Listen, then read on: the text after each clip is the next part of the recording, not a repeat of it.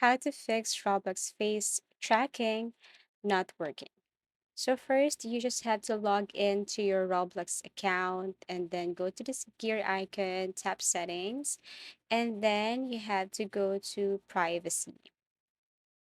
Now, scroll down till you reach this camera input.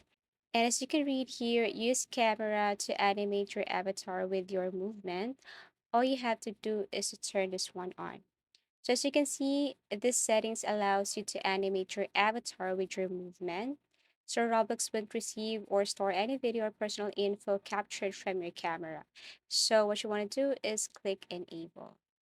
Okay, so this is the first method. Now, if after doing this, you still encounter this problem and Roblox face tracking is still not working, you should fix your camera settings. So your camera or the camera that you're using should be the same camera that you're using while playing Roblox. And you have to make sure also that the environment or your room is well lit because that is also one of the reasons why your camera is not working while playing Roblox or Roblox cannot track your face.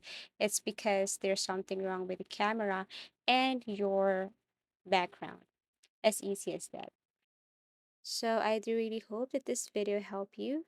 Thank you so much for watching and see you in our next videos.